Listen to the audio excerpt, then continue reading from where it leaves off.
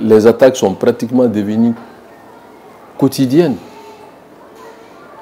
Donc, bon, dans le manimi, ou bien dépend zone s'il y a une couverture. Mais il faut sortir de tout ça. Malien bel quand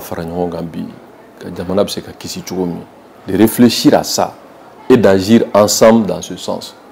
Parce que mais à l'antala, mes transitions fait transition beaucoup quoi. Tout le monde est dans l'insécurité aujourd'hui. Tout le monde, sans exception. Seulement, mais John B qui n'est pas à l'insécurité. Et chef de cabinet Tafo.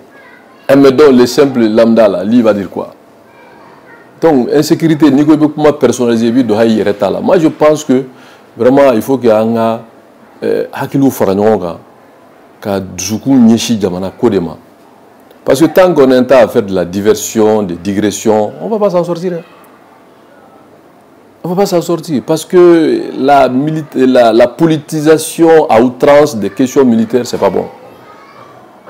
Il faut sortir de ça. L'armée, c'est tout le monde. Et l'armée, de s'occuper de la sécurité des personnes et leurs biens, c'est sa mission régalienne. Maintenant, la transition, parce que pour moi, j'ai toujours dissocié des choses.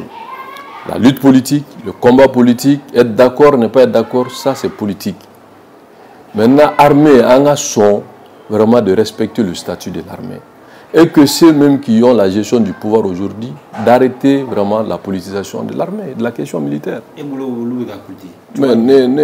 mais on sera pas mal là. Moi, des vidéomans qui sont mis au service à mentir comme ils respirent, soit disant soutenir l'armée. Mais ils ne rendent pas service à l'armée. Ah bon? Non, pas du tout. L'armée, on dit la grande miette. On dit la grande miette, donc la communication de l'armée doit être professionnelle, seulement aux professionnels de l'armée. Et que tout le monde s'en tient à ça. Bon, mais je ne vais pas rentrer dans les détails. J'ai dit les professionnels de l'armée, c'est eux qui doivent donner l'information de l'armée. Le rôle des journalistes, c'est tout simplement relayer, pas plus. Mais ni loi pour leurs opinions.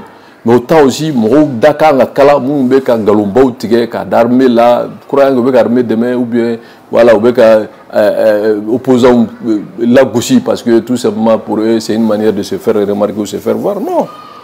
Chacun est libre de donner son opinion, mais l'armée est sacrée. La sacralisation de l'armée, c'est nous tous. Donc, moi, je prends la hauteur, mais je dis aujourd'hui, il faut que ceux qui ont la charge de l'État puissent vraiment sévir contre ce genre de pratiques.